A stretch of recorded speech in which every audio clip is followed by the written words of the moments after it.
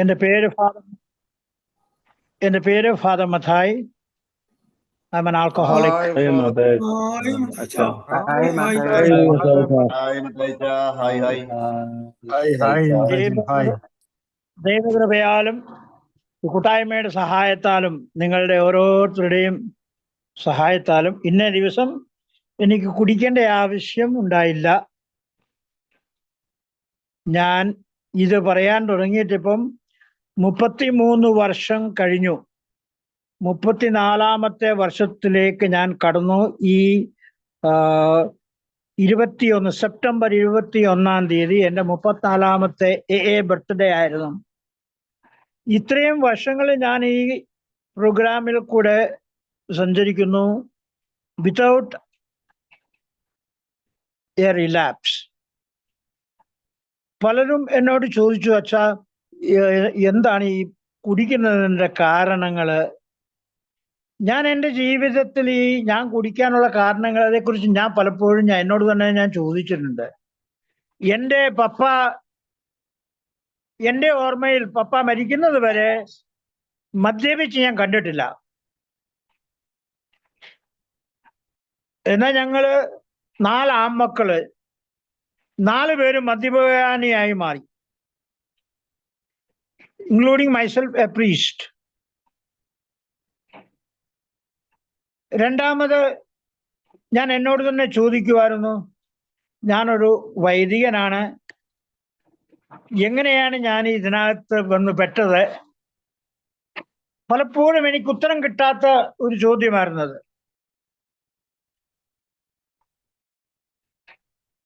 ഞാൻ ഈ പ്രോഗ്രാമിൽ കൂടെ കടന്നു പോയപ്പോൾ പലരുടെയും ഈ അനുഭവങ്ങൾ പങ്കുവെക്കുന്നത് എന്നെ ഒത്തിരി ഹെൽപ്പ് ചെയ്തു, ഇതിനെക്കുറിച്ച് മനസ്സിലാക്കാനും എന്താണ് കുടിയുടെ യഥാർത്ഥ കാരണങ്ങൾ. അപ്പൊ അതിൽ പ്രധാനപ്പെട്ട 2 കാരണങ്ങളാണ് ഈ ഭയവും കോപവും. ഞാൻ ഒത്തിരി ഭയപ്പെട്ടിരുന്ന ഒരു വ്യക്തിയാണ്. എനിക്കൊത്തിരി പേടിയുണ്ടായിരുന്നു. ഞങ്ങൾ 8 മക്കളിൽ 5ാമത്തവനാണ് ഞാൻ. എനിക്ക് സ്നേഹത്തിന്റെ ഒത്തിരി കുറവുകൾ കിട്ടി. ഈ ഭയം എന്നത് ഞാൻ ഡിക്ഷണറിയിൽ നോക്കിയാൽ it is A natural emotion. Fear is A natural emotion. ഇത്രയും മാത്രമേ ഒരു ഡിക്ഷണറി നമുക്ക് കിട്ടുന്ന അറിവ്. എന്നാൽ ഈ ആൽക്കഹോളിക് അനോണിമസിൽ വന്നതിന് ശേഷം ഞാൻ ഈ കുടിയുടെ യഥാർത്ഥ കാരണങ്ങളെക്കുറിച്ച് തേടിയപ്പോൾ എനിക്ക് മനസ്സിലായി, ഈ ഭയം എന്ന് പറയുന്നത് it's nothing but A lack of love experience. സ്നേഹത്തിന്റെ കുറവുകൾ എനിക്ക് ഉണ്ടായപ്പോഴാണ് എൻ്റെ ജീവിതത്തിൽ ഭയം ഉണ്ടാകാൻ തുടങ്ങിയത് എന്ന് എനിക്ക് മനസ്സിലായി. ഒരു കുഞ്ഞ് അമ്മയുടെ മാറിടത്തിൽ നിന്ന് ബെഡിലോട്ട് ഇടുമ്പോൾ ആ കുഞ്ഞ് പേടിച്ച് കരയുന്നു. അതിൻ്റെ കാരണം ആ അമ്മയുടെ സ്നേഹത്തിന്റെ കുറവ് ആ കുട്ടിക്ക് അനുഭവം ഉണ്ടാകുന്നു. എനിക്ക് പലപ്പോഴും സ്നേഹത്തിന്റെ കുറവുകൾ എൻ്റെ ജീവിതത്തിൽ ഉണ്ടായിട്ടുണ്ട്. മാതാപിതാക്കൾ എന്നെ സ്നേഹിക്കാൻ ആഗ്രഹിച്ചു എങ്കിലും പലപ്പോഴും അവരെന്നെ സ്നേഹിക്കുന്നില്ല എന്നുള്ളൊരു തോന്നൽ എൻ്റെ മനസ്സിൽ പലപ്പോഴും വന്നുകൂടിയിട്ടുണ്ട്. വീട്ടിലെ ആ സാഹചര്യങ്ങളും സാമ്പത്തികമായിട്ടുള്ള ബുദ്ധിമുട്ടുകളും കൊണ്ടായിരിക്കാം എനിക്ക് എൻ്റെ സ്കൂളിലെ കൂട്ടുകാർക്ക് കിട്ടുന്നത് പോലുള്ള സ്നേഹമോ അവർക്ക് കൊടുക്കുന്ന ആ പുതിയ വസ്ത്രങ്ങളൊന്നും എനിക്ക് കിട്ടിയില്ല. എനിക്കൊരു ക്ലാസ്സിൽ ആദ്യത്തെ ദിവസം മുതൽ ആ വർഷം അവസാന ദിവസം വരെ ഒരു ഷോർട്ട് പാൻറ്റും ഒരു ഷർട്ടും മാത്രമേ എനിക്കുണ്ടായിരുന്നുള്ളൂ. സൺഡേ പള്ളിയിൽ പോണേലും അത് തന്നെ ഇട്ടുകൊണ്ട് പോകണം, മാർക്കറ്റിൽ പോകണമെങ്കിലും അത് തന്നെ ഇട്ടുകൊണ്ട് പോകണം, പന്ത് കളിക്കാൻ പോകണമെങ്കിലും അത് തന്നെ ഇട്ടുകൊണ്ട് പോകണം. അപ്പൊ എനിക്ക് മറ്റുള്ളവരുടെ മുമ്പിലൊക്കെ എനിക്കൊരു തോന്നലുണ്ടായിരുന്നു, മറ്റുള്ളവർക്കൊക്കെ എന്നേക്കാൾ കൂടുതലായിട്ട് സ്നേഹം കിട്ടുന്നവരാണല്ലോ, അവർക്ക് എന്നേക്കാൾ കൂടുതൽ വസ്ത്രങ്ങളുണ്ടല്ലോ, അവർക്ക് എന്നേക്കാൾ കൂടുതൽ ഭക്ഷണം കിട്ടുന്നുണ്ടല്ലോ. അപ്പൊ ഇങ്ങനെയൊക്കെയുള്ള ആ സ്നേഹത്തിന്റെ കുറവുകൾ പല രീതിയിൽ എനിക്ക് അനുഭവപ്പെടാൻ തുടങ്ങി. സ്കൂളിലാണെങ്കിലും ചെല്ലുമ്പോഴും അവർക്ക് മറ്റുള്ളവരെ പോലെയുള്ള ഒരു മതിപ്പോ അല്ലെ ഒരു സ്നേഹം എനിക്ക് കിട്ടാതെ പോയി. എനിക്ക് ഹെഡ് മാസ്റ്ററുടെ തല്ല് കിട്ടിയിട്ടുണ്ട്. അതും എൻ്റെ no fault of my own. ഞാൻ ഒരു തെറ്റ് ചെയ്യാഞ്ഞിട്ട് പോലും എൻ്റെ കൂട്ടുകാരൻ ജനലിൽ കൂടെ അകത്ത് കയറി വന്ന് കതക് തുറന്ന് കൊടുത്തു. അത് പിയൂൺ കണ്ടുപിടിച്ചപ്പം അവനെയും പിടിച്ചു, അവന്റെ കൂടെ ഉണ്ടായിരുന്ന എന്നെയും പിടിച്ചു. ഞാൻ പുറത്തായിരുന്നില്ല, എന്നിട്ടും എന്നെയും പിടിച്ചു. ഹെഡ് മാസ്റ്റർ അടുത്ത് കൊണ്ടെന്ന് പറഞ്ഞു, ഇവന്മാർ കള്ളന്മാരാണ്, ഇവന്മാരത് ജനലിനകത്തൂടെ സ്കൂളിനകത്ത് കയറി. അത് ഹെഡ് മാസ്റ്റർ ഞങ്ങളെ വിളിച്ചു, രണ്ടുപേരും അസംബ്ലിയുടെ സമയത്ത് ഞങ്ങളെ വിളിച്ചിട്ട് എല്ലാ കുട്ടികളുടെയും മുമ്പിൽ വെച്ച് ചോടയ്ക്ക് നല്ല 3 ചൂരൽ വടി അങ്ങോട്ട് കിട്ടിയപ്പോൾ ഞാനങ്ങോട്ട് കരയാൻ തുടങ്ങി. എനിക്ക് വേറെ മാർഗമൊന്നുമില്ലായിരുന്നു. കരഞ്ഞു. പക്ഷെ എൻ്റെ ജീവിതത്തിൽ അത് വളരെയധികം സ്വാധീനിച്ചു. സ്നേഹത്തിന്റെ കുറവ് എനിക്ക് മനസ്സിലായി. അത് കഴിഞ്ഞിട്ട് പലപ്പോഴും സ്നേഹത്തിന്റെ കുറവുകൾ എനിക്ക് എൻ്റെ വീട്ടിൽ തന്നെ അനുഭവപ്പെട്ടു. ടീച്ചേഴ്സിന്റെ ആണെങ്കിലും ഗുരുക്കന്മാരുടെ കയ്യിൽ നിന്നാണെങ്കിലും സ്നേഹത്തിന്റെ കുറവുകൾ അനുഭവപ്പെട്ട പല സാഹചര്യങ്ങളുണ്ട്. അപ്പൊ എനിക്ക് പലപ്പോഴും പേടിയുള്ള ആളുകള്, പോലീസുകാർ എനിക്ക് വലിയ പേടിയാണ്. അവർ പണിഷ് ചെയ്യുമെന്നുള്ളൊരു പേടി എൻ്റെ ഉള്ളിൽ വളരെയധികം കടന്നുകൂടിയിട്ടുണ്ട്. അതിപ്പോഴാണെന്ന് വരികയിൽ ഞാൻ വണ്ടി ഓടിച്ച് റോഡിൽ കൂടെ എവിടെയെങ്കിലും പോകുമ്പം പോലീസുകാരെ കാണുകയോ ട്രാഫിക് പോലീസൊക്കെ വണ്ടി എന്നെ കൈ കാണിക്കുകയൊക്കെ ചെയ്യുമ്പം എനിക്കങ്ങ് അധികമായിട്ട് എന്നെ അലട്ടുന്ന ഒരു പ്രശ്നമാണ് പേടി. ഈ പോലീസുകാരുള്ള പേടി. അവരിൽ നിന്ന് എങ്ങനെയെങ്കിലും എസ്കേപ്പ് ചെയ്യാൻ വേണ്ടിയിട്ട് ഞാൻ പല പ്രാവശ്യം ശ്രമിച്ചിട്ടുണ്ടെങ്കിലും പരാജയപ്പെട്ടു. ഞാൻ പലപ്പോഴും മറ്റുള്ളവരിൽ നിന്ന് അൺവാണ്ടഡ് ആയിട്ടുള്ള ഒരു അനുഭവം എനിക്ക് ഉണ്ടായിട്ടുണ്ട്. ഐ ആം നോട്ട് വാണ്ടഡ്, നിന്നെ ഇവിടെ ആവശ്യമില്ല എന്നുള്ള രീതിയിൽ. ഈ പ്രോഗ്രാമിൽ വന്നതിന് ശേഷവും ഞാനത് പലപ്പോഴും അനുഭവിച്ചു. കാരണം പ്രോഗ്രാം കഴിഞ്ഞ് ഞാൻ ഇവിടെ വന്നപ്പോൾ എൻ്റെ രൂപതയിൽ വൈദികനായിട്ടിരിക്കുന്ന സമയത്ത് ക്രിസ്തുമസിന്റെ സമയത്ത് ഞങ്ങൾക്കൊരു പാർട്ടി, ഒരു ഗെറ്റ് ടുഗദർ, അച്ഛന്മാരെല്ലാവരും കൂടെ ഒരു ഗെറ്റ് ടുഗദർ ബിഷപ്പുമായിട്ട് ഉണ്ടായി. എല്ലാവർക്കും ഇൻവിറ്റേഷൻ കൊടുത്തു, എനിക്ക് ഇൻവിറ്റേഷൻ തന്നില്ല. അപ്പം എൻ്റെ അയൽവക്കത്തുള്ള മറ്റൊരച്ഛൻ ഇങ്ങനെ പോയപ്പോൾ എന്നോട് വിളിച്ചു, മത്തായിച്ചൻ വരുന്നില്ലയോ? ഞാൻ പറഞ്ഞു, എനിക്ക് ഇൻവിറ്റേഷൻ ഇല്ല, അത് കാരണം ഞാൻ വരുന്നില്ല. അതെന്താ മത്തായിച്ചന് ഇൻവിറ്റേഷൻ കിട്ടാഞ്ഞത്? എല്ലാരെയും വിളിച്ചായിരുന്നല്ലോ. ഞാൻ പറഞ്ഞു, ഇന്ന് ചിലപ്പം പാർട്ടിയൊക്കെ അല്ലേ, ഇന്ന് ഇച്ചിരി വെള്ളമൊക്കെ അടിക്കുന്ന ദിവസമല്ലേ, എല്ലാവർക്കും ഇച്ചിരി വെള്ളമൊക്കെ കൊടുക്കും. അപ്പൊ മത്തായിച്ചൻ വന്നാൽ ചിലപ്പോൾ മത്തായിച്ചൻ വെള്ളം കുടിച്ചു കഴിഞ്ഞാൽ അപ്പോൾ അവൻ്റെ സൊബ്രായിറ്റി പോയില്ലേ, അപ്പൊ അതുകൊണ്ട് ആരെങ്കിലും നമ്മളെ മനഃപൂർവ്വം വിളിക്കാതിരുന്നതായിരിക്കാം എന്ന് ഞാൻ പറഞ്ഞു മറുപടി. പക്ഷേ എനിക്കത് ഒത്തിരി സ്നേഹത്തിന്റെ കുറവ് പോലെ എനിക്ക് മനസ്സിലായി. കാരണം they are not called me. I felt like I am unwanted. That fear of rejection was എന്നെ അലട്ടിക്കൊണ്ടിരുന്നു. അതുപോലെ തന്നെ എനിക്ക് പലർക്കും മദ്യപാനികൾക്കുള്ളതാണ് ഫിയർ ഓഫ് ഡെത്ത്. ഏത് സമയത്തും ഞാൻ മരിച്ചു പോകുമോ എന്നുള്ള ഒരു ഭയം എന്നെ പല പ്രാവശ്യം പല സാഹചര്യത്തിൽ എന്നെ അലട്ടിയിട്ടുണ്ട്. Fear of death. പലർക്കും ഫിയർ ഓഫ് ലൂസിങ് ഫ്രണ്ട്സ്. എൻ്റെ കൂട്ടുകാരെ കുടി നിർത്തി കഴിഞ്ഞാൽ എൻ്റെ കൂട്ടുകാരെയെല്ലാം എനിക്ക് നഷ്ടപ്പെടുമല്ലോ എന്നുള്ളൊരു ഭയം എനിക്കുണ്ടായിരുന്നു. മറ്റുള്ള പലർക്കും ചിലപ്പോൾ കുടി നിർത്തി കഴിഞ്ഞാൽ അല്ലെ കുടിച്ചുകൊണ്ടിരുന്നു കഴിഞ്ഞാൽ ഭാര്യയെ ഇട്ടേച്ച് പോകും, മക്കൾ ഇട്ടേച്ച് പോകും എന്നുള്ള ആ ഭയം പലരെയും അലട്ടിയതായിട്ട് എനിക്കറിയാം. ഈ സ്നേഹം കിട്ടാൻ വേണ്ടിയിട്ട് പല വികൃതികളും ഈ മദ്യപാനികള് കാണിക്കുന്നത് നമുക്ക് മനസ്സിലാക്കാൻ സാധിക്കും. ചിലർക്ക് ഈ സ്വയംഭോഗം ചെയ്യുക എന്നുള്ള ഒരു അഡിക്ഷൻ പലരിലും കാണുന്നുണ്ട്.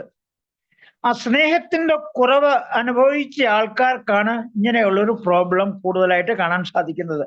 അത് സ്നേഹത്തിന്റെ കുറവിന്റെ ഒരു പരിണിത ഫലമാണ്. അതുപോലെ തന്നെ പലരും വേശ്യാലയങ്ങളിലേക്ക് പോകുന്നത് നമുക്ക് കാണാൻ സാധിക്കുന്നു. അതും ഈ സ്നേഹത്തിന് വേണ്ടിയിട്ടാണ് അവർ ഈ പരക്കപ്പാച്ചിൽ നടത്തുന്നത്.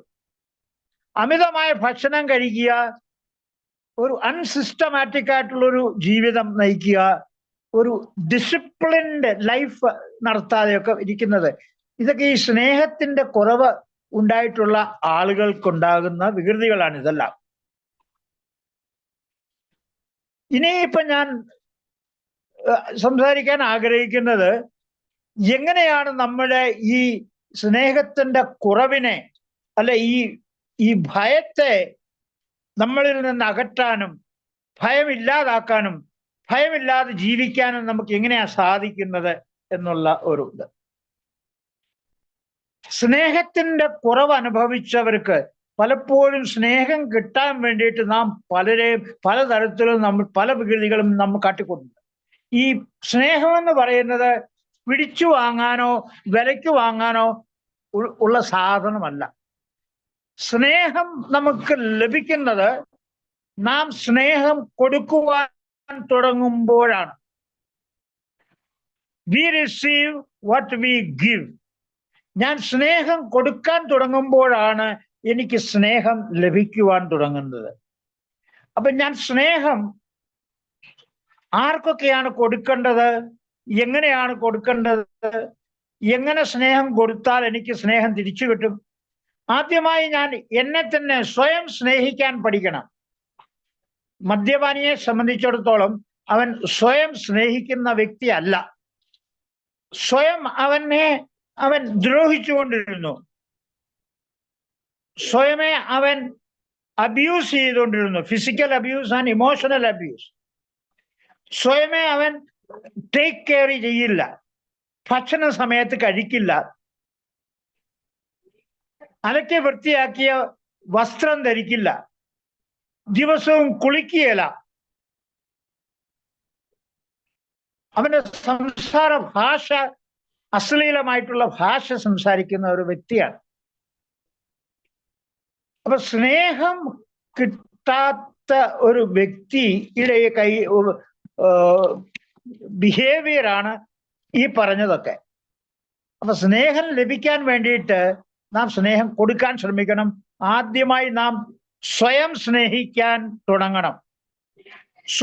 സ്വയം സ്നേഹിക്കാൻ തുടങ്ങുന്നതിന്റെ ലക്ഷണം ചെറിയ ചെറിയ കാര്യങ്ങളിൽ കൂടുതൽ ശ്രദ്ധ ചെലുത്തിക്കൊണ്ട് എല്ലാ ദിവസവും കുളിക്കുക. നമ്മുടെ നഖമൊക്കെ ഒത്തിരി നീണ്ട് വളർന്നതാണെങ്കിൽ അത് ഒന്ന് നെയിലൊക്കെ ഒന്ന് കട്ട് ചെയ്ത് വൃത്തിയാക്കുക. നമ്മുടെ വസ്ത്രങ്ങളൊക്കെ ഒന്ന് ധരിച്ചലക്കി നാം ധരിക്കുക. മുഖത്തൊരു ഒരു പുഞ്ചിരി ഓടുകൂടി നാം മറ്റുള്ളവരുമായിട്ട് സംസാരിക്കാൻ തുടങ്ങുക. Give them a smile. അതുപോലെ തന്നെ നാം മറ്റുള്ളവരുമായിട്ട് ഇടപെടുമ്പോൾ be presentable. comb your hair, put a little oil on your head. മറ്റുള്ളവരോടൊക്കെ പോസിറ്റീവ് എനർജി കൊടുത്തുകൊണ്ട് പോസിറ്റീവ് വേർഡ്സ് മാത്രം സംസാരിക്കാൻ തുടങ്ങുക. അപ്പം നമുക്ക് മറ്റുള്ളവര് ആ ആദരവും സ്നേഹവും തരാൻ തുടങ്ങും. നാം സ്വയം സ്നേഹിക്കുമ്പോൾ നമുക്ക് അതിൻ്റെ ഫലം നമുക്ക് ലഭിക്കുന്നതായിട്ട് നമുക്ക് മനസ്സിലാക്കാൻ സാധിക്കും. നാം മറ്റുള്ളവരുടെ മുമ്പിൽ ഹം കിസി സേ കം നഹി എന്നുള്ള ഒരു ആറ്റിറ്റ്യൂഡ് നമുക്കുണ്ടാകും. 4 പേരുടെ മുമ്പിലാണെങ്കിൽ എനിക്ക് ഇരുന്ന് ഭക്ഷണം കഴിക്കാം, ഇരുന്ന് സംസാരിക്കാം.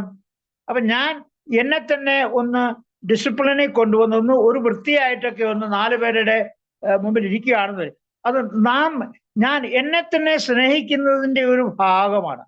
Taking care of myself, eating food in time, sleeping in time, giving exercise in time according to my need for my health. ഇതൊക്കെ സ്വയം സ്നേഹിക്കുന്നതിന്റെ ലക്ഷണങ്ങളാണ്. രണ്ടാമതായിട്ട് ഞാൻ മറ്റുള്ളവരെ സ്നേഹിക്കാൻ തുടങ്ങണം. മറ്റുള്ളവർ എന്നെ സ്നേഹിക്കുകയില്ല, ഞാൻ അവരെ സ്നേഹിക്കാൻ തുടങ്ങിയില്ലെങ്കിൽ. നമ്മുടെ മുമ്പിൽ പല തരത്തിലുള്ള ആളുകൾ വരും. കൊച്ചു കുട്ടികളായിരിക്കാം, നമ്മുടെ ഏജ് ഗ്രൂപ്പ് ആയിരിക്കാം, പിയർ ഗ്രൂപ്പ്സ് ആയിരിക്കാം, നമ്മളെക്കാളും പ്രായം ഉള്ള ആൾക്കാരായിരിക്കാം, വൃദ്ധകളായിരിക്കാം, പാവപ്പെട്ടവനായിക്കോട്ടെ, ആരും ആയിക്കോട്ടെ, അംഗഹീനായിക്കോട്ടെ, നാം അവരെ സ്നേഹിക്കാൻ തുടങ്ങുമ്പോൾ അവരും നമുക്ക് സ്നേഹം തരാൻ തുടങ്ങും. ഞാനൊരു കൊച്ചു കുട്ടിക്കൊരു ഒരു സ്മൈല് കൊടുക്കുമ്പോൾ ആ കുട്ടി എന്നെ നോക്കി പുഞ്ചിരിക്കാൻ തുടങ്ങും, എനിക്ക് സ്നേഹം കിട്ടാൻ തുടങ്ങും. ഞാനൊരു 100 കുട്ടികളുടെ മുമ്പിൽ ഞാൻ അവർക്കെല്ലാം ഒരു പുഞ്ചിരി കൊടുത്തോണ്ട് ഗുഡ് മോർണിംഗ് ചിൽഡ്രൻ എന്ന് പറയുമ്പോൾ അവരെല്ലാവരും സന്തോഷത്തോടെ പുഞ്ചിരിയോടുകൂടി ഗുഡ് മോർണിംഗ് ഫാദർ എന്ന് അവർ പറയും. എനിക്ക് ഇങ്ങോട്ട് തിരിച്ചു കിട്ടും. മറ്റുള്ളവരെ ഞാൻ സ്നേഹം കൊടുക്കുമ്പോൾ മറ്റുള്ളവരിൽ നിന്ന് എനിക്ക് സ്നേഹം കിട്ടും. അപ്പൊ ഞാൻ സ്നേഹത്താൽ വളരുമ്പോൾ എൻ്റെ ഉള്ളിലെ ഭയം അകന്നുകൊണ്ടേയിരിക്കും. ഞാൻ സ്നേഹത്താൽ നിറഞ്ഞു കഴിയുമ്പോൾ എൻ്റെ ഉള്ളിലെ ഭയം അകന്നുകൊണ്ടേയിരിക്കും. ആദ്യത്തെ ദിവസം 34 വർഷം മുമ്പ് ആൽക്കഹോളിക് അനോണിമസിൽ മീറ്റിങ്ങിൽ ആദ്യമായിട്ട് ഞാൻ ഇരുന്ന്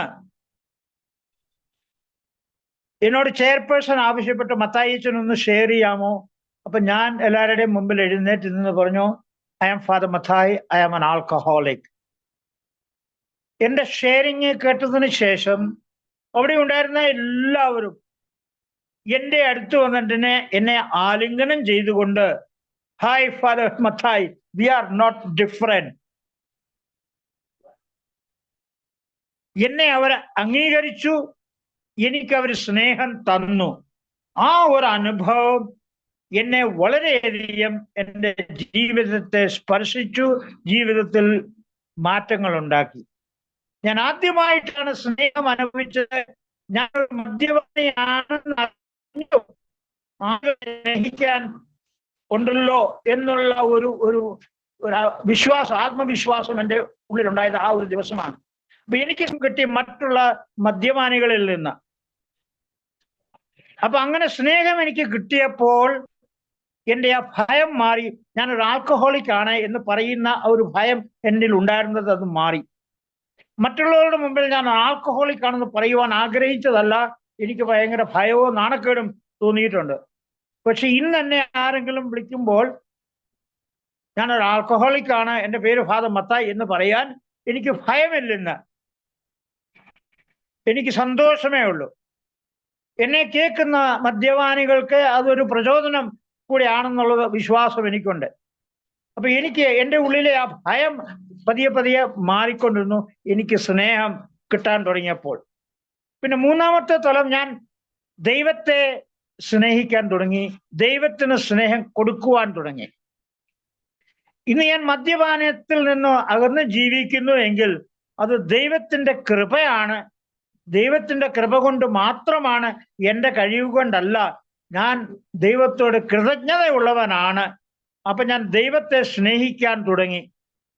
ഞാൻ ദൈവത്തെ സ്നേഹിക്കാൻ തുടങ്ങിയതോടുകൂടി ഞാൻ ദൈവത്തിന്റെ ആജ്ഞകൾ പാലിക്കുവാനും തുടങ്ങി. Every day God is asking me to do God's will, not my will. അപ്പൊ എൻ്റെ ആഗ്രഹങ്ങളും എൻ്റെ ഇച്ഛകളുമല്ല, ദൈവത്തിന്റെ ഇച്ഛയും ദൈവത്തിന്റെ ആഗ്രഹങ്ങളുമാണ് ഇനിയും എനിക്ക് നിറവേറ്റാൻ ഉള്ളത് എന്നെനിക്ക് മനസ്സിലായി. ഞാൻ ദൈവത്തെ സ്നേഹിക്കാൻ തുടങ്ങി. ദൈവത്തിന്റെ ആഗ്രഹങ്ങളും ദൈവത്തിന്റെ ആ ഇച്ഛയും ഞാൻ എൻ്റെ ജീവിതത്തിൽ എൻ്റെ ഇച്ഛയും എൻ്റെ ആഗ്രഹങ്ങളുമായിട്ട് ഞാൻ അത് അംഗീകരിക്കാൻ തുടങ്ങി. ഇന്ന് ഞാൻ പല സാഹചര്യങ്ങളിലും എൻ്റെ ഇഷ്ടം ആണോ ദൈവത്തിന്റെ ഇഷ്ടമാണോ ഇതെന്ന് ഞാൻ ഒരു ചോദ്യം ചോദിക്കും എന്നോട് തന്നെ. അപ്പം ഇത് ദൈവത്തിന്റെ ഇഷ്ടമല്ല എന്നെനിക്ക് തോന്നിയാൽ ആ പ്രവൃത്തിയിൽ നിന്ന് ഞാൻ മാറി നിൽക്കുന്നു. ഇത് ദൈവത്തിന്റെ ഇഷ്ടം, ഇത് മത്തായിച്ചന്റെ ഇഷ്ടമാണെന്ന് തോന്നിയാൽ ഞാൻ ചോദിക്കും, ദൈവത്തിന്റെ ഇഷ്ടം എന്താണ്? ദൈവമേ എന്നോട് കാണിച്ചു തരണമേ എന്ന് ഞാൻ ചോദിക്കും. അപ്പം ദൈവം എനിക്ക് കാണിച്ചു തരും. മത്തായിച്ച ഇത് മത്തായിച്ചന്റെ ഇഷ്ടമാണ്, ദൈവത്തിന്റെ ഇഷ്ടമല്ല. മത്തായിച്ചൻ അതിൽ നിന്നങ്ങ് മാറി നിൽക്കേ, മത്തായിച്ചൻ അവിടെ പോകണ്ട, മത്തായിച്ചൻ അതിലേ പോകണ്ട എന്നെനിക്ക് മാർഗദർശനം കിട്ടുന്നുണ്ട്. അപ്പൊ ഞാൻ ദൈവത്തെ സ്നേഹിക്കാൻ തുടങ്ങിയപ്പോൾ ദൈവത്തിന്റെ ഇഷ്ടം നിറവേറ്റാൻ ഞാൻ തുടങ്ങി. അങ്ങനെ ഞാൻ ദൈവസ്നേഹം എന്നിലേക്ക് ഒഴുകുവാൻ തുടങ്ങി. ദൈവസ്നേഹം എന്നിലേക്ക് ഒഴുകുവാൻ തുടങ്ങിയപ്പോൾ എൻ്റെ ഉള്ളിലെ ഭയം അങ്ങോട്ടും കുറഞ്ഞ് ഒട്ടുമില്ലാത്ത ഒരു രീതിയിലേക്ക് മാറുന്നു. ഇത് ഞാൻ അനുഭവത്തിൽ കൂടി ഞാൻ മനസ്സിലാക്കുന്ന ഒരു കാര്യമാണ്. ഞാനിപ്പോൾ എവിടെ പോയാലും, ഞാനിപ്പം ഇന്നലെ ഞാൻ പൂനെയിൽ നിന്ന് ഞാൻ സ്വന്തമായിട്ട് എൻ്റെ വണ്ടിയിൽ ഒറ്റയ്ക്ക് ഞാൻ കാർ ഓടിച്ച് ഞാൻ വാരണാസിയിൽ വന്നു. വനത്തിന് നടുക്കൂടെയും റോഡുകളൊക്കെ മോശമായിരുന്നു, ചിലയിടത്തൊക്കെ നല്ല ഹൈവേ ഒക്കെ ആണെങ്കിലും ഒരു ഭയവും എനിക്ക് ഒരിടത്തും തോന്നിയില്ല. നക്സലൈറ്റ്സ് ഒക്കെ ഉള്ള അല്ലെ മാവോവാദികളുള്ള സ്ഥലങ്ങളിൽ കൂടെയും ഞാൻ യാത്ര ചെയ്തു. പക്ഷെ എനിക്ക് ഭയം എന്നുള്ളത് എനിക്ക് അനുഭവപ്പെട്ടില്ല.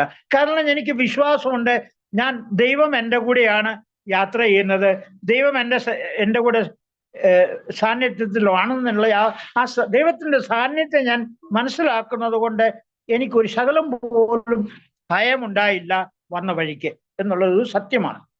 അപ്പൊ ദൈവത്തെ സ്നേഹിക്കുമ്പോൾ, അല്ലെ ഞാൻ ദൈവത്തിന് സ്നേഹം കൊടുക്കുമ്പോൾ ദൈവം എന്നെ സ്നേഹിക്കുന്നു, എന്നെ പല അപകടങ്ങളിൽ നിന്നും രക്ഷപ്പെടുത്തി, പല പ്രലോഭനങ്ങളിൽ നിന്നും എന്നെ രക്ഷപ്പെടുത്തി.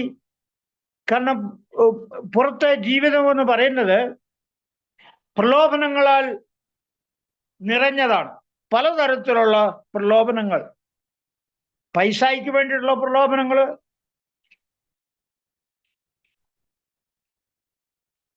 സെക്ഷുവൽ ആയിട്ടുള്ള ഒരു പ്രലോഭനങ്ങള്,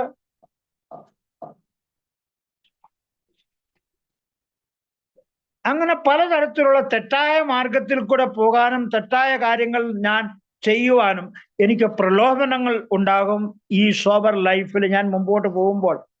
പക്ഷെ ഞാൻ ദൈവത്തോട് സ്നേഹം കൊടുക്കുമ്പോഴും ദൈവത്തിന്റെ ഇഷ്ടം പോലെ ജീവിക്കാൻ ഞാൻ ശ്രമിക്കുകയും ചെയ്യുമ്പോൾ ദൈവം എന്നെ പരിപാലിക്കുന്നു, ദൈവം എന്നെ പല അപകടത്തിൽ നിന്നും പ്രലോഭനത്തിൽ നിന്നും വിജയിപ്പിച്ച് മുമ്പോട്ട് കൊണ്ടുപോകുന്നു എന്നുള്ള ഒരു ധൈര്യവും എന്നെ ഭയത്തെ എൻ്റെ ഉള്ളിൽ നിന്ന് മാറ്റിത്തരുന്നു എന്നുള്ള ഒരു സത്യം ഞാൻ അനുഭവിക്കുന്നു. രണ്ടാമത്തെ ടോപ്പിക്ക് ആങ്കർ എന്നുള്ള ഒരു ടോപ്പിക്കാണ്.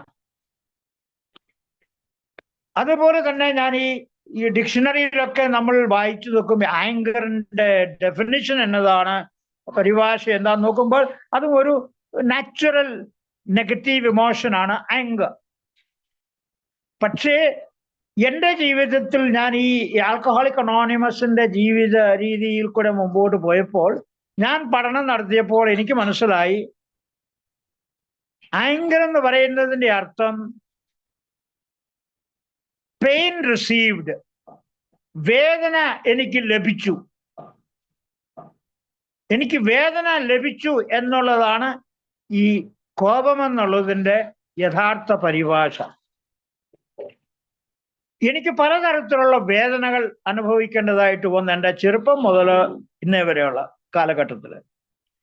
എപ്പോഴെല്ലാം എനിക്ക് വേദനകൾ, അത് ഫിസിക്കൽ പെയിൻ ആയിക്കോട്ടെ, മെന്റൽ ആഗണി ആയിക്കോട്ടെ, ഇമോഷണൽ പെയിൻ ആയിക്കോട്ടെ, ഏതെല്ലാം തരത്തിലുള്ള പെയിൻ, വേദന എനിക്ക് ലഭിച്ചുവെങ്കിൽ എൻ്റെ ഉള്ളിൽ കോപം എന്ന ആ ഭാവന വളർന്നു വരാൻ തുടങ്ങി. എനിക്ക് ചെറുപ്പത്തിൽ അടി കിട്ടിയിട്ടുണ്ട്, വേദന കിട്ടിയിട്ടുണ്ട്. എനിക്ക് അധ്യാപകരോടും ഹെഡ് മാസ്റ്ററോടുമുള്ള അരിശം എൻ്റെ ഉള്ളിൽ ഇങ്ങനെ കോപം വളർന്നുകൊണ്ടേയിരുന്നു. ഞാൻ 4ാം ക്ലാസ്സിൽ പഠിക്കുമ്പോൾ ഒരു ടീച്ചർ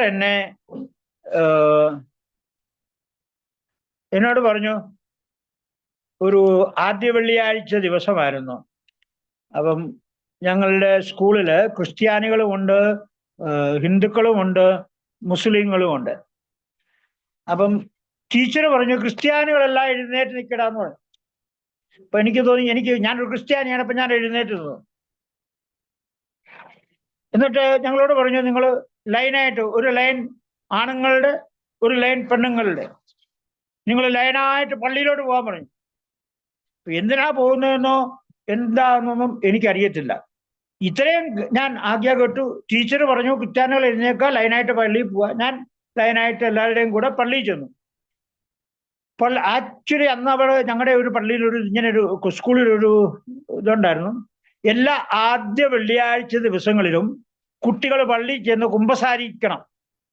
അപ്പൊ ആദ്യ കുമ്പസാരം കഴിഞ്ഞ ആൾക്കാരെല്ലാം ഇപ്പൊ 4ാം ക്ലാസ്സിൽ വന്നു കഴിഞ്ഞാൽ പിന്നെ മിക്കവാറും എല്ലാവരും കുമ്പസാരിച്ചിരിക്കും. പക്ഷെ എന്നെ സംബന്ധിച്ചിടത്തോളം ഞാൻ ആദ്യ കുമ്പസാരം നടത്തിയിട്ടില്ല, ആദ്യ കുർബാന നടത്തിയിട്ടില്ലാത്തൊരു വ്യക്തിയായിരുന്നു. അത് ടീച്ചറിന് അറിയത്തില്ലായിരുന്നു. കാരണം ഞാൻ വേറൊരു സ്ഥലത്തു നിന്ന് എന്നെ ഇവിടെ കൊണ്ടുവന്ന് ഈ സ്കൂളിൽ ചേർത്തതാണ് 4ാം ക്ലാസ്സില്. അപ്പൊ ടീച്ചറിന് എൻ്റെ ബാക്ക്ഗ്രൗണ്ട് അറിയത്തില്ലായിരുന്നു. പക്ഷേ ഞാൻ ക്രിസ്ത്യാനിയാണ്. എന്നെ പള്ളിയിലേക്ക് പറഞ്ഞു വിട്ട് ഞാൻ പള്ളിയിൽ ചെന്ന് കഴിഞ്ഞിരുന്നപ്പോൾ കൂട്ടുകാരെല്ലാം ചുറ്റുപാട്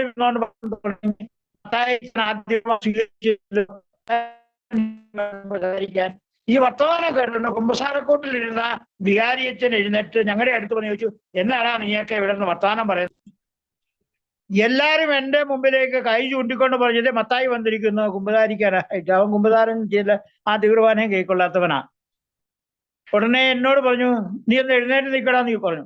അപ്പൊ ഞാൻ ആകെപ്പാടെ പേടിച്ചു പറിച്ച് എല്ലാവരുടെയും മുമ്പിൽ ഞാൻ എഴുന്നേറ്റ് നിന്നു, വികാരിയച്ഛന്റെ മുമ്പിൽ. എന്നോട് വികാരിച്ചനോട് ചോദിച്ചു, നീ എന്തിനാടാ വന്നത്? അതിന് ഉത്തരം പറയാൻ എനിക്ക് അറിയത്തില്ല. ഞാൻ എന്തിനാ വന്നതെന്ന് എനിക്ക് തന്നെ അറിയത്തില്ല. ടീച്ചർ പറഞ്ഞതിന്റെ പേര് മാത്രം ഞാൻ വന്നതാ, എനിക്കറിയാത്രേ. പക്ഷെ എന്തേലും ചോദിച്ചാൽ ഉടനെ ഉത്തരം കൊടുക്കണമെന്നൊരു സ്വഭാവം എന്റെ ചെറുപ്പം മുതലേ ഉണ്ടായിരുന്നു. ഉടനെ ഞാൻ അച്ഛനോട് പറഞ്ഞു, അച്ഛൻ ഞാൻ പ്രാർത്ഥിക്കാൻ വന്നതാന്ന് പറഞ്ഞു. അപ്പൊ അച്ഛന് തോന്നി ഞാൻ മാനിച്ചിട്ട് ചെറുകൂടാണല്ലോ ആദ്യം ചോദിച്ചതിന് മറുപടി എന്താ കണ്ടില്ലേ, ഞാൻ പ്രാർത്ഥിക്കാൻ വന്നതാണ്. ഉടനെ അച്ഛൻ എന്റെ കൈക്ക് പിടിച്ചോണ്ട് എന്നോട് പറഞ്ഞു, നീ ഇനി വാടാ, നിന്നെ ഞാൻ പ്രാർത്ഥിപ്പിക്കാമെന്ന് പറഞ്ഞു. എന്നെ കൊണ്ടുവന്ന് എന്റെ പള്ളിയുടെ ആ ആൾത്താരയുടെ മുമ്പിൽ ഇങ്ങനെ അവിടെ ഒരു റെയിലിങ്സ് ഉണ്ടായിരുന്നു, പഴയ ആ പള്ളിയുടെ റെയിലിങ്സ്. അവിടെയൊക്കെ ഞങ്ങൾ ഈ ആളുകൾ മുട്ടുകുത്തി അവിടെ നിന്നാണ് ഈ പുസ്തകമാണ് സ്വീകരിച്ചുകൊണ്ടിരുന്നത് പഴയ കാലത്ത്. അപ്പൊ എന്നെ ആ റെയിലിങ്സ് കൊണ്ടുവന്നോട് പറഞ്ഞു, നീ മുട്ട നിൽക്കടാന്ന് പറഞ്ഞു. കൈ കുപ്പിയിട്ട് പ്രാർത്ഥിക്കാൻ പറഞ്ഞു, അങ്ങോട്ട് മുമ്പോട്ട് നോക്കിയിട്ട്.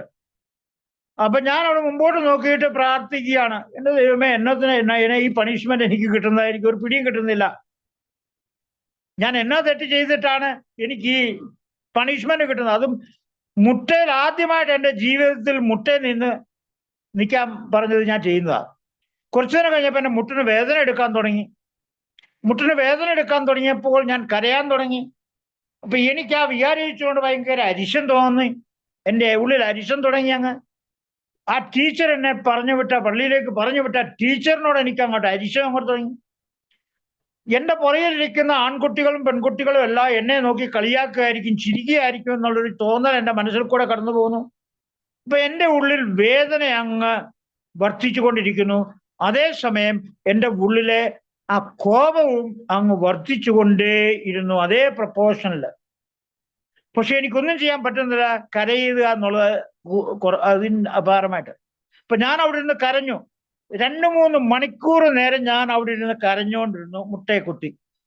3 മണിക്കൂർ കഴിഞ്ഞപ്പം വിചാരിച്ചൻ എൻ്റെ അടുത്ത് വന്നു ചോദിക്കുക, ഇതുവരെ നീ പോയില്ലേടാ? എല്ലാരും കുമ്പസാരിക്കാൻ വന്നവർ കുമ്പസാരം കഴിഞ്ഞിട്ട് അവർ തിരിച്ച് പള്ളിക്കുറിച്ച് പോയി. എന്നിട്ട് ഞാൻ അവിടെ കുത്തിയിരിക്കുകയായിരുന്നു. ഇമാജിൻ ചെയ്തുകൊണ്ടും എല്ലാവരും എന്നെ നോക്കി ഇന്ന് ചിരിക്കുക പറയുന്നു. അപ്പോഴാണ് മനസ്സിലായത്, ഞാൻ എന്നേക്കുന്ന പള്ളിക്കുറിച്ച് പോരാ, നീ പോയിട്ട് നിന്റെ ക്ലാസ് റൂം അടയ്ക്കുന്നതിന് മുമ്പായിട്ട് പോയി ബാഗ് എടുത്തുകൊണ്ട് വീട്ടിൽ പോകാൻ പറഞ്ഞു.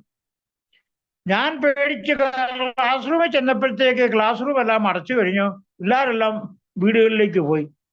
അപ്പം പുസ്തകവും ബുക്കും ഇല്ലാതെ വീട്ടിൽ ചെന്ന് കഴിഞ്ഞാൽ എനിക്ക് അവിടെ തല്ല് കിട്ടും. ഇനി എങ്ങനെയാടാ വീട്ടിൽ പോകുന്നതെന്ന് ഞാനിങ്ങനെ ആലോചിച്ചിരുന്നു. വേദന അങ്ങ് ഭാരമായിട്ട് ഞാൻ ഈ വേദനയും അരിശവും കാരണം കോപത്താൽ ഞാൻ ചില തീരുമാനങ്ങൾ മനസ്സിൽ അങ്ങോട്ട് ചിന്തിക്കാൻ തുടങ്ങി. ഇനിയും മേലാ ഞാൻ പള്ളിക്കൂടത്തിൽ വരില്ല, ഇനിയും മേലാ ഞാൻ പള്ളിയിൽ പോവുകയില്ല, ഇനിയും മേലാ ഞാൻ ഈ അച്ഛന്മാരെയും ഒന്നും കാണാൻ പോവുകയില്ല എന്നൊക്കെയുള്ള ചില തീരുമാനങ്ങളൊക്കെ അങ്ങോട്ട് മനസ്സിൽ കൂടെ അങ്ങോട്ട് എടുക്കാൻ തോന്നലുണ്ടായി. അപ്പം വീട്ടിൽ ചെന്ന് കഴിഞ്ഞാൽ പാത്തും പരിമയും വേണം വീട്ടിൽ ചെന്ന് കയറാൻ. അല്ലെങ്കിൽ പത്തായ മമ്മിയോ ആരെങ്കിലും അല്ലെ പെങ്ങന്മാരോ പുസ്തകം ഇല്ലാതെ വീട്ടിലോട്ട് കയറി ചെല്ലുന്നത് കണ്ടാൽ അവർ ചോദിക്കും, എന്തിയാടാ നിന്റെ ബാഗും, നീ അങ്ങോട്ട് ബാഗ് കൊണ്ട് കളഞ്ഞിട്ടാണല്ലോ വരുന്നതെന്നൊക്കെ ചോദിച്ചാൽ പപ്പ എന്നെ തല്ലു എന്നുള്ളൊരു പേടിയുണ്ട് എനിക്ക്. ഏതായാലും കൊള്ളാം, ആരും എന്നെ ചോദ്യം ചെയ്യാത്ത രീതി ഒതുക്കത്തിൽ ഞാൻ വീട്ടിനുള്ളിൽ കയറി. എനിക്ക് തല്ല് കിട്ടിയില്ല. പക്ഷെ പിറ്റേ ദിവസം മുതൽ എനിക്ക് പള്ളിക്കൂടത്തിലോട്ട് പോകാൻ ഒരു ആഗ്രഹമില്ല. പള്ളിക്കൂടത്തിൽ പോകുന്നത് എനിക്ക് വളരെ ബുദ്ധിമുട്ട് പോലെ എനിക്ക് തോന്നി. പക്ഷെ എൻ്റെ മുമ്പിൽ വേറെ ഓപ്ഷൻ ഒന്നും ഇല്ല. ഞാൻ പള്ളിക്കൂടത്തിൽ പോകാതിരുന്നാൽ എനിക്ക് വീണ്ടും വീട്ടിൽ തല്ല് കിട്ടും. അത് കാരണം എനിക്ക് പോകേണ്ടി വന്നു.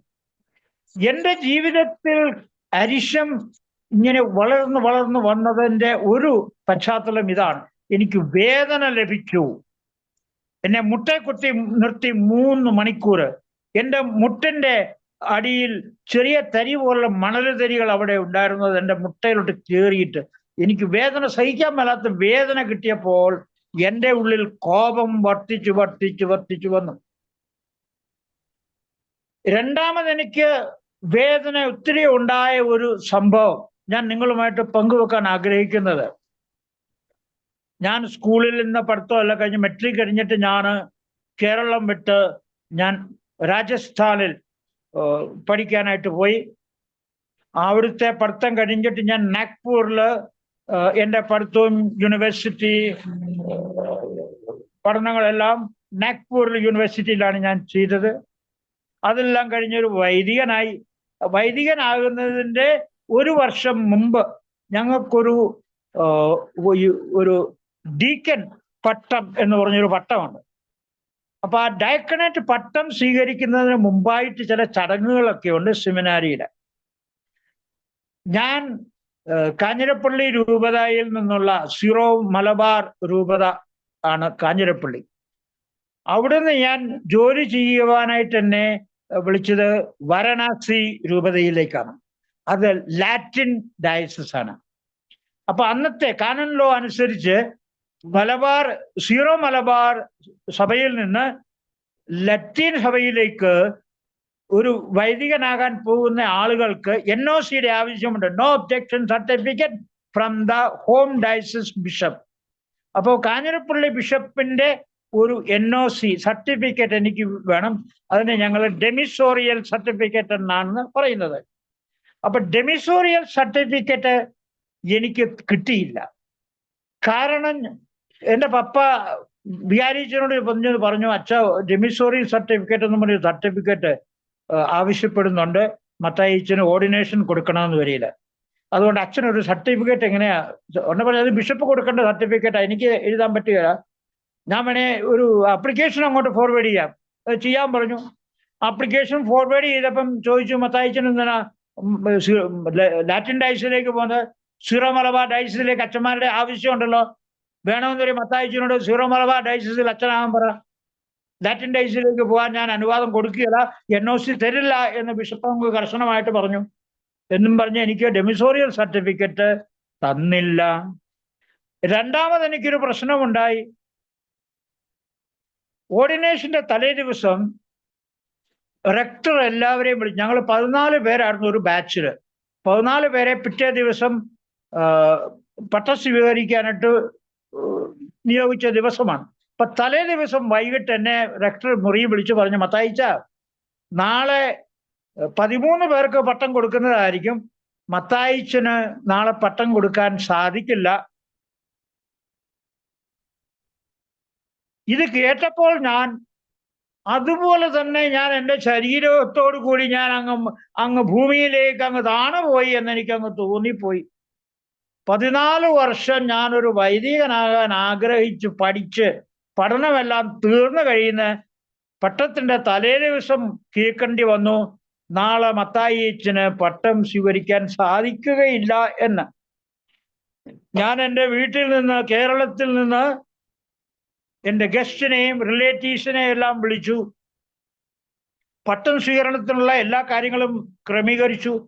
പുതിയ ലോഹ തയ്പ്പിച്ചു, ക്യാമറാമാനെ അറേഞ്ച് ചെയ്തു, ടീ പാർട്ടി അറേഞ്ച് ചെയ്തു, കേരളത്തിൽ നിന്ന് വന്നവർക്ക് താമസിക്കാനുള്ള മുറികളും എല്ലാം അറേഞ്ച് ചെയ്തു, സെറ്റ് ചെയ്തു, അവർക്ക് തിരിച്ചു പോകാനുള്ള ടിക്കറ്റ് വരെ അറേഞ്ച് ചെയ്തു. അവരെല്ലാം അവിടെ ഉണ്ട് താനും. അപ്പൊ എനിക്കിത് കേൾക്കുമ്പോൾ എനിക്ക് അങ്ങോട്ട് ഇത്രയും അങ്ങോട്ട് എൻ്റെ ഹൃദയത്തിൽ കൂടെ ഒരു വാള് കടന്നു പോയതുപോലെ എനിക്ക് തോന്നി. അങ്ങ് ഹൃദയം അങ്ങ് വേദനയിൽ അങ്ങ് തകർന്നു പോയി. അതുപോലെ വേദന ഉണ്ടായ ഒരു നിമിഷമായിരുന്നു അത്. എനിക്ക് വേദന ലഭിച്ചപ്പോൾ എൻ്റെ ഉള്ളിൽ കോപം എന്ന ഒരു അവനെ അങ്ങോട്ട് വളർന്നിട്ട് ആദ്യമായിട്ട് എന്നോട് പറഞ്ഞ റെക്ടർ അച്ഛനോട് എനിക്ക് കോപം തോന്നി. അത് കഴിഞ്ഞ് എൻ്റെ ബിഷപ്പിനോട് എനിക്ക് കോപം തോന്നി. ഈ ബിഷപ്പ് എന്തുകൊണ്ട് എനിക്ക് ഡെമിസോറിയൽ സർട്ടിഫിക്കറ്റ് തന്നില്ല? അതുപോലെ തന്നെ എൻ്റെ പാരിഷ് പ്രീസ്റ്റിനോട് എനിക്ക് കോപം തോന്നി. അച്ഛൻ എന്തുകൊണ്ട് അപ്പൊ റെക്ടർ അച്ഛൻ എന്നോട് പറഞ്ഞു, മത്തായിച്ചന് ഓർഡിനേഷൻ ബ്ലോക്ക് ചെയ്തതിന്റെ 2 കാരണങ്ങളുണ്ട്. ഒന്ന് ഡെമിസോറിയൽ സർട്ടിഫിക്കറ്റ്, രണ്ടാമത് മത്തായിച്ചന്റെ ബാപ്റ്റിസം സർട്ടിഫിക്കറ്റും മത്തായിച്ചന്റെ ഫയലിൽ ഇല്ല. അപ്പം ബാപ്റ്റിസം കിട്ടാത്ത ഒരാളിനെ ഓർഡിനേഷൻ കൊടുക്കാൻ നിയമമില്ല. ഇത് 2 കാരണങ്ങളാണ് എന്ന് പറഞ്ഞു. അപ്പൊ ഞാൻ ഒന്നും മിണ്ടാതെ അവിടെ നിന്ന് കഴിഞ്ഞപ്പോൾ റെക്ടർ അച്ഛൻ എന്നോട് ചോദിച്ചു, മത്തായിച്ചൻ എന്താ ഒന്നും മിണ്ടാതെ നിൽക്കുന്നത്, എന്തെങ്കിലും പറയാനുണ്ടോ എന്ന് ചോദിച്ചു. ഞാൻ പറഞ്ഞു, എനിക്കൊന്നും പറയാനില്ല അച്ചോ. അപ്പൊ ഞാൻ പറഞ്ഞു, അച്ചോ മാമോദിസ സർട്ടിഫിക്കറ്റിന്റെ ഫയലിനകത്ത് ഇല്ല എങ്കിൽ ഞാൻ മാമോദിസ സ്വീകരിച്ചില്ല എന്ന് തെളിയുന്നില്ല. ഞാൻ മാമോദിസ സ്വീകരിച്ചിട്ടുള്ള വ്യക്തിയാണ്. 1 പ്രാവശ്യമല്ല 2 പ്രാവശ്യം മാമോദിസ സ്വീകരിച്ചോ. ഇത് പറഞ്ഞപ്പോ അച്ഛൻ ചിരിച്ചു. എന്താ മത്തായിച്ചന് 2 പ്രാവശ്യം എങ്ങനെയാ മാമോദിസ കിട്ടിയത്? ഞാൻ പറഞ്ഞു, ആദ്യത്തെ മാമോദിസ എനിക്ക് 7 ദിവസം പ്രായമുണ്ടായപ്പോൾ ഒരു മർത്തോമാ പള്ളിയിൽ, ഞങ്ങളുടെ വീടിന്റെ അടുത്ത് ഒരു മർത്തോമാ പള്ളിയിൽ കൊണ്ടുവന്ന് എന്നെ മാമോദിസ മുക്കി. അത് കഴിഞ്ഞ് ഞങ്ങൾ കത്തോലിക്ക പള്ളി വന്നപ്പോൾ കത്തോലിക്ക പള്ളിയിലെ അച്ഛൻ പറഞ്ഞു, മർത്തോമാ പള്ളിയിൽ മുങ്ങിയ മാമോദിസ ഞങ്ങൾ സ്വീകരിക്കുകയില്ല, അതുകൊണ്ട് മത്തായിച്ചനെ ഒന്നുകൂടെ മാമോദിസ മുക്കണം എന്ന് പറഞ്ഞ് 2ാമത് തന്നെ മാമോദിസ മുക്കി കത്തോലിക്ക പള്ളി. പക്ഷേ അച്ഛൻ എൻ്റെ പേര് മാമോദിസ രജിസ്റ്ററിൽ എഴുതാൻ മറന്നുപോയി. അത് അച്ഛൻ്റെ ഒരു ഫെയിലിയർ ആയിരുന്നു. അപ്പൊ എൻ്റെ പേര് മാമോദിസ ബുക്കിനകത്തില്ല, രജിസ്റ്ററിനകത്തില്ല. അതുകൊണ്ട് എനിക്ക് NOC തരാൻ പറഞ്ഞപ്പോൾ വികാരിയച്ഛൻ പറഞ്ഞു, ഇവന് മാമോദിസ മുക്കിയതിന്റെ തെളിവൊന്നുമില്ല, രജിസ്റ്ററിനകത്ത് കാണുന്നില്ല പേര്. ബാക്കിയുള്ള പിള്ളേരുടെ എല്ലാവരുടെയും പേരുണ്ട്, ചേട്ടന്മാരുടെയും അനിയന്മാരുടെയും പെങ്ങന്മാരുടെയും എല്ലാം ഉണ്ട്, എൻ്റെ പേരില്ല ഈ കാരണവശാൽ. അപ്പൊ ഞാൻ എൻ്റെ റെക്ടറോട് പറഞ്ഞു, അച്ഛോ ഞാൻ മാമോദിസ മുങ്ങിയ ആളാണ്, സർട്ടിഫിക്കറ്റ് എന്തുകൊണ്ട് ഇത് ഫയലിനകത്തില്ലെങ്കിൽ എനിക്കറിയത്തില്ല. പിന്നെ ഡെമിസോറിയൽ സർട്ടിഫിക്കറ്റിനെ ഞാൻ അപേക്ഷിച്ചു, പക്ഷെ എന്തുകൊണ്ട് ബിഷപ്പ് തന്നില്ല എന്ന് എനിക്കറിയത്തില്ല. അപ്പൊ എൻ്റെ റെക്ടർ എന്നോട് പറഞ്ഞു, മത്തായിച്ചൻ്റെ കാര്യം ചെയ്യും, ഇപ്പൊ തൽക്കാലം മുറിയിലേക്ക് പോവുക, ഞാൻ നിങ്ങളുടെ ബിഷപ്പിനെ ഒന്ന് ഫോൺ ചെയ്ത് ചോദിക്കട്ടെ, നിങ്ങളുടെ ബിഷപ്പ് പറയുകയാണെങ്കിൽ നമുക്ക് എന്തെങ്കിലും പരിഹാരം ഉണ്ടാക്കാം എന്ന് പറഞ്ഞു. എന്നും പറഞ്ഞു ബിഷപ്പ് നെ വിളിക്കാനായിട്ട് റെക്ടർ തീരുമാനിച്ചു. ഞാൻ മുറിയിലേക്ക് പോയി. ഒരു 5 മിനിറ്റ് കഴിഞ്ഞില്ല, അതിനു മുമ്പേ ഒരു ബ്രദർ വന്ന് എന്നെ വിളിച്ചു, റെക്ടർ അതേ മത്തായിച്ചനെ വിളിക്കുന്നു മുറിയിലേക്ക് എന്ന് പറഞ്ഞു. ഞാൻ ഉടനെ പെട്ടെന്ന് ഓടി റെക്ടറിന്റെ മുറി വന്നപ്പം റെക്ടറിനോട് പറഞ്ഞു, മത്തായിച്ച, you got a green signal for ordination for tomorrow. നാളെ മത്തായിച്ചന്റെ ഓർഡിനേഷൻ നടക്കും, അതിനുള്ള ഗ്രീൻ സിഗ്നൽ മത്തായിച്ചന്റെ ബിഷപ്പ് തന്നു, എനിക്കൊരു ഫയറിങ്ങും കിട്ടിയെന്ന് പറഞ്ഞു. മത്തായിച്ചൻ നിങ്ങളുടെ കൂടെ ആയിരുന്നില്ല കഴിഞ്ഞ 14 വർഷം. മത്തായിച്ചന്റെ ഫയലിനകത്ത് മാമോദിസ സർട്ടിഫിക്കറ്റ് ഇല്ല എന്നുള്ളത് ഓർഡിനേഷന്റെ തലേദിവസമാണോ ഇങ്ങനെ നോക്കിയത്? ഇങ്ങനെ എന്നാ റെസ്പോൺസിബിലിറ്റിയാ കാണിച്ചത് അവിടെ? ഡെമിസോറിയൽ സർട്ടിഫിക്കറ്റ് കിട്ടിയില്ലെങ്കിൽ എന്തുകൊണ്ട് എന്നെ നേരത്തെ അറിയിച്ചില്ല?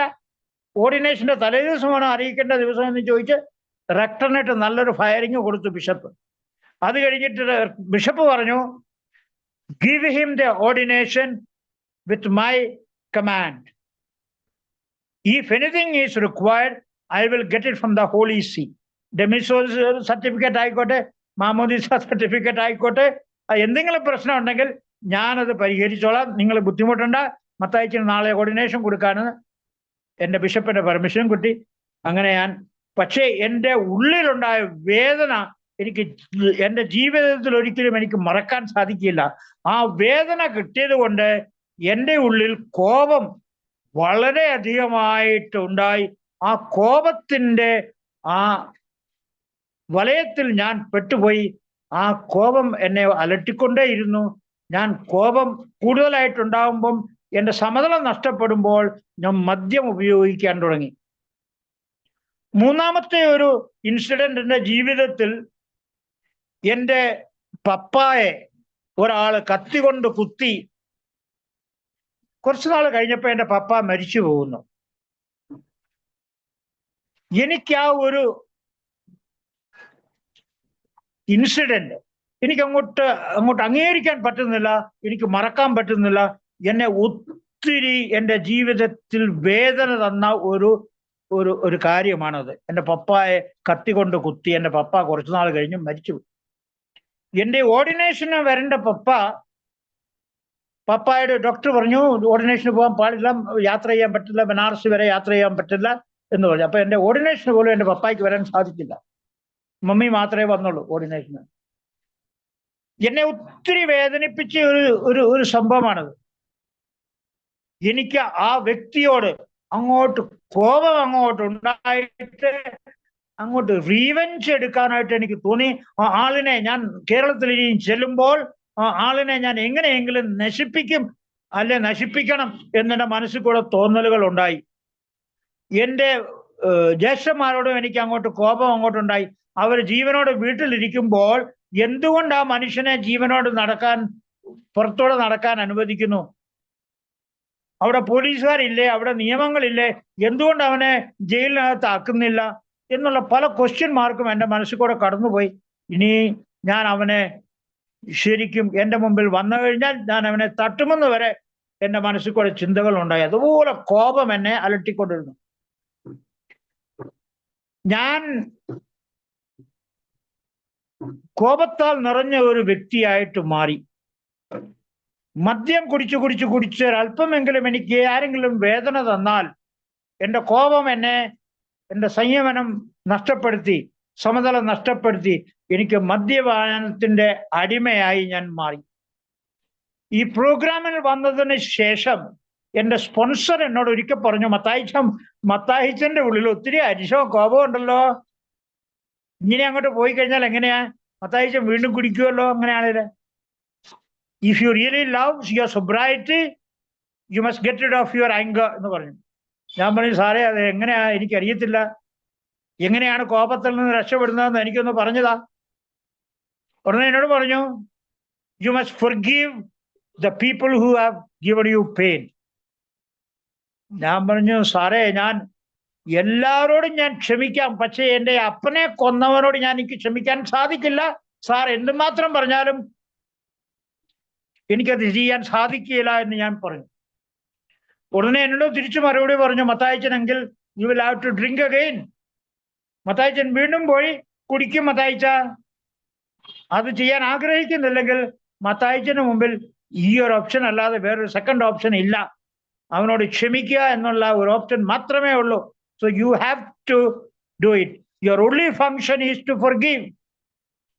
അപ്പൊ ഞാൻ സാറിനോട് ചോദിച്ചു, സാറേ എന്നോട് പറഞ്ഞതാ, എങ്ങനെയാ അവനോട് ക്ഷമിക്കുന്നത്? എനിക്ക് ക്ഷമിക്കാൻ അങ്ങോട്ട് പറ്റുന്നില്ല. ഉടനെ എന്നോട് പറഞ്ഞു തന്നു, you pray for him, you bless him, ask God to bless that family and him. അവന് വേണ്ടിയിട്ട് പ്രാർത്ഥിക്കുക, അവന് വേണ്ടിയിട്ട് നല്ല കാര്യങ്ങൾ ചെയ്യുക, അവനോട് ഹൃദയം കൊണ്ട് ക്ഷമിക്കുക. അപ്പം ആദ്യം എനിക്കിങ്ങനെ ചിന്ത വന്നു, എൻ്റെ ദൈവമേ അവനെ എങ്ങനെയെങ്കിലും നശിപ്പിച്ചു തരണേ, എൻ്റെ മുമ്പിൽ അവനെ ഇനി കാണാൻ ഞാൻ ആഗ്രഹിക്കുന്നില്ല എന്ന് പ്രാർത്ഥിച്ചു. അപ്പം എൻ്റെ സ്പോൺസർ എന്നോട് പറഞ്ഞു, അങ്ങനെയല്ല പ്രാർത്ഥിക്കേണ്ടത്, ദൈവമേ അവനെ അനുഗ്രഹിക്കണമേ എന്ന് പ്രാർത്ഥിക്കാൻ പറഞ്ഞു. God bless him, God bless him, God bless him. I went on praying for him for hours together. മണിക്കൂറുകളോളം നീണ്ടിയ പ്രാർത്ഥന ഞാൻ ചെയ്തു അവന് വേണ്ടിയിട്ട്. അപ്പോൾ എൻ്റെ ഉള്ളിൽ അവനോട് ക്ഷമിക്കുവാനുള്ള ഒരു വരദാനം, ഒരു കൃപ എനിക്ക് ലഭിച്ചു. ഞാൻ അങ്ങനെ അവനോട് ക്ഷമിച്ചു കഴിഞ്ഞപ്പോൾ എൻ്റെ ഉള്ളിലെ കോപം അങ്ങ് പതിയെ എന്നെ വിടാൻ തുടങ്ങി. കോപം എൻ്റെ ഉള്ളിൽ നിന്ന് മാറിക്കഴിഞ്ഞപ്പോൾ ഞാനൊരു പുതിയ വ്യക്തിയായിട്ട് മാറി. അത് കഴിഞ്ഞ് എനിക്ക് ആൽക്കഹോൾ കുടിക്കണമെന്നുള്ളൊരു തോന്നലേ എനിക്ക് എൻ്റെ ഉള്ളിൽ ഉണ്ടായില്ല. അങ്ങനെയാണ് ഞാൻ ഈ കോപത്തെ ഹാൻഡിൽ ചെയ്യാൻ പഠിച്ചത്. ബാക്കിയുള്ള പല ടെക്നിക്കുകളും ഞാൻ കൗൺസിലിങ് ചെയ്ത സമയത്തും പലരും എന്നോട് പറഞ്ഞു തന്ന ക്ലാസ്സുകളിൽ കോപമുള്ള ആൾക്കാര് ബ്രീത്തിങ് എക്സസൈസ് ചെയ്യണം.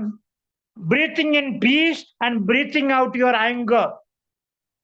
അപ്പം ഈ ശ്വാസം പുറത്തോട്ട് കളയുമ്പോൾ അകത്തുള്ള ആ കോപത്തെ ശ്വാസത്തിന്റെ കൂടെ തന്നെ പുറത്തേക്ക് തള്ളിക്കളയുക. അങ്ങനെ 3 പ്രാവശ്യം take a deep breath and breathe out anchor. ഞാനത് ചെയ്തു. എനിക്കത് പ്രയോജനപ്പെട്ടു. ഞാൻ പലപ്പോഴും എനിക്ക് കോപമുണ്ടാകുമ്പോൾ ഞാനത് ഈ എക്സസൈസ് ചെയ്ത് ഞാൻ അതിൽ നിന്ന് വിടുതൽ ലഭിച്ചിട്ടുണ്ട്. Practically I am doing that. പിന്നെ എന്നോട് പറഞ്ഞു കോപമുള്ള സമയത്ത് നല്ല കുളത്തിലോട്ട് ഇറങ്ങി നല്ലപോലെ നീന്താൻ പറഞ്ഞു, നല്ല സ്പീഡില്. ഞാൻ അതും ചെയ്തിട്ടുണ്ട്. പക്ഷെ നീന്തി കുറച്ച് കഴിയുമ്പോൾ നമ്മുടെ ആ ഉള്ളിലെ കോപം അങ്ങ് കുറഞ്ഞതായിട്ട് എനിക്ക് തോന്നും. അതൊരു അനുഭവമാണ്. പിന്നെ മൂന്നാമതൊരു ടെക്നിക്ക് പറഞ്ഞത്, കോപമുള്ളപ്പോൾ മിണ്ടാതിരിക്കുക, മറുപടി ഒന്നും കൊടുക്കാതിരിക്കുക ആർക്കും. 1, 2, 3, 4 എണ്ണിക്കൊണ്ടിരിക്കുക. 20 വരെ 1, 2 എണ്ണിക്കൊണ്ട് 20 വരെ എണ്ണിക്കഴിയുമ്പോൾ എൻ്റെ ഉള്ളിലെ കോപം കുറഞ്ഞിരിക്കും എന്ന് എന്നോട് പറഞ്ഞു തന്നു. ഞാൻ അതും ചെയ്തു നോക്കി. അതും എനിക്ക് അനുഭവം പോസിറ്റീവായിട്ട് തന്നെ കണ്ടു. എനിക്ക് അരിശം ആരോടെങ്കിലും തോന്നിയ ഉടനെ ഞാൻ ഒന്നും അവരുടെ മറുപടി പറയാതെ മിണ്ടാതിരുന്നിട്ട് ഞാൻ 1, 2, 10, 20 വരെ ഞാൻ എണ്ണിക്കൊണ്ടിരുന്നു. ആ 20 വരെ എണ്ണിക്കഴിയുമ്പോൾ എൻ്റെ ഉള്ളിലെ കോപം ഒത്തിരി കുറഞ്ഞതായിട്ട് എനിക്ക് അനുഭവത്തിൽ കൂടെ മനസ്സിലാക്കാൻ സാധിച്ചു. പിന്നെ ഒരു ടെക്നിക്ക് പറഞ്ഞു, യു പഞ്ച് ദ പില്ലോ. തലയണയിലോട്ട് കൈ കൊണ്ടോ ചുരുട്ടി അങ്ങോട്ട് ഇടിക്കാൻ പറഞ്ഞു. അരിശമുള്ള ആളിനെ ഇടിക്കുന്ന രീതിയിൽ മനസ്സിൽ കണ്ടുകൊണ്ട് അങ്ങോട്ട് പില്ലോ, തലയണ അങ്ങോട്ട് ഇടിച്ച് പഞ്ച് ചെയ്യാൻ പറഞ്ഞു. പക്ഷെ തലപണ പൊട്ടിക്കരുതെന്ന് എന്നോട് പറഞ്ഞു തന്നു. പക്ഷെ ഞാനതും ചെയ്തു നോക്കി. പക്ഷെ അതെനിക്ക് വലിയ കാര്യമായിട്ടൊന്നും പ്രയോജനം ചെയ്തതായിട്ട് എനിക്ക് തോന്നിയില്ല. അത് കാരണം ഞാൻ അങ്ങനെ വലിയ വാല്യൂ കൊടുത്തില്ല. പക്ഷെ ഏറ്റവും കൂടുതലായിട്ട് എനിക്ക് വാല്യൂ മനസ്സിലായത് മറ്റുള്ളവരോട്, പ്രത്യേകിച്ച് നമ്മെ വേദനിപ്പിച്ചവരോട് ക്ഷമിക്കുക, ഹൃദയം കൊണ്ട് ക്ഷമിക്കുക, അവരെ സ്നേഹിക്കുക, അവർക്ക് വേണ്ടിയിട്ട് പ്രാർത്ഥിക്കുക, അവർക്ക് വേണ്ടിയിട്ട് നല്ല കാര്യം ചെയ്യുക എന്നുള്ള ഒരു ഒരു ഒരു ഇൻസ്ട്രക്ഷൻസ് എനിക്ക് കിട്ടിയത്, സജഷൻ എനിക്ക് കിട്ടിയത് എൻ്റെ ജീവിതത്തിൽ ഞാൻ അതിനെ പ്രായോഗികമാക്കി. ഞാൻ അതെൻ്റെ ജീവിതത്തിൽ പ്രാക്ടീസ് ചെയ്തുകൊണ്ട് മുമ്പോട്ട് പോകുന്ന ഒരു വ്യക്തിയാണ്. ഇന്ന് ഞാൻ ആ ഒരു എനിക്ക് അരിശം തോന്നുമ്പോൾ, എനിക്ക് അരിശം എന്ന് പറയുന്നത് എൻ്റെ നാച്ചുറൽ ഇമോഷനാണ്. അത് ശരിയാണ്. പലപ്പോഴും ആരെങ്കിലും എന്നെ വേദനിപ്പിച്ചാൽ ഇന്നും എനിക്ക് അരിശം തുടങ്ങും. പക്ഷെ എൻ്റെ അരിശം അധികം വളരാൻ ഞാൻ വിട്ടുകൊടുക്കില്ല, അനുവദിച്ചു കൊടുക്കില്ല. അതിന് മുമ്പായിട്ട് തന്നെ ഞാൻ അവരോട് ക്ഷമിക്കുക ആദ്യം ചെയ്യുന്നത്. ദൈവമേ, അവരെ അനുഗ്രഹിക്കണമേ. അവരെന്നെ വേദനിപ്പിച്ചു, ഞാൻ ഒരു തെറ്റും ചെയ്യാതിരുന്നിട്ടും അവരെന്നെ ദോഷിയാക്കി എന്നെ ജഡ്ജ് ചെയ്തു. എന്നെ അവര് കുറ്റപ്പെടുത്തുന്നു. എൻ്റെ മേൽ അവര് തെറ്റായ ആരോപണങ്ങൾ ഉന്നയിക്കുന്നു. ദൈവമേ, അവരോട് ക്ഷമിക്കണേ എന്ന് ഞാൻ അവർക്ക് വേണ്ടിയിട്ട് പ്രാർത്ഥിക്കുന്നു. ഇത് ഞാൻ ഇന്ന് ചെയ്യുന്ന എൻ്റെ ഒരു ഒരു ഒരു ഒരു പ്രത്യേക ഒരു അനുഗ്രഹം എന്ന് ഞാൻ കാണുന്നു. എനിക്ക് മറ്റുള്ളവരോട് ക്ഷമിക്കാനും അവർക്ക് വേണ്ടിയിട്ട് പ്രാർത്ഥിക്കാനും സാധിക്കുന്നു. ദൈവം തമ്പുരാൻ എന്നെ അനുഗ്രഹിക്കുന്നു. അത് കാരണം എൻ്റെ തെറ്റുകൾക്കുമെല്ലാം എനിക്ക് ദൈവം ക്ഷമ തരുന്നുണ്ട്. എൻ്റെ തെറ്റുകളെ ദൈവം ക്ഷമിച്ചു എന്നെനിക്ക് ബോധ്യമാകുന്നുണ്ട്. ഞാൻ ഒത്തിരി തെറ്റുകൾ ചെയ്തിട്ടുണ്ട്. മദ്യപാനികളിൽ ഒരുപക്ഷെ ഞാൻ ചെയ്ത പോലെയുള്ള തെറ്റുകൾ പലരും ചെയ്ത് കാണുകയില്ല. എന്നാലും എൻ്റെ തെറ്റുകളെല്ലാം എൻ്റെ ദൈവം എന്നോട് ക്ഷമിച്ചിരിക്കുന്നു, ക്ഷമിച്ചു കഴിഞ്ഞു എന്നുള്ള ഒരു ബോധ്യം എൻ്റെ ഉള്ളിൽ ഇന്നുണ്ട്. അത് കാരണം എനിക്ക് ഈ മറ്റുള്ളവരോട് കോപിച്ച് അല്ലെ കോപത്താൽ വികൃതനായിട്ട് എനിക്ക് തെറ്റായ ആക്ടിവിറ്റീസിൽ ഇടപെടേണ്ട ആവശ്യമില്ല. എൻ്റെ എനർജി നഷ്ടപ്പെടുത്തേണ്ട ആവശ്യമില്ല.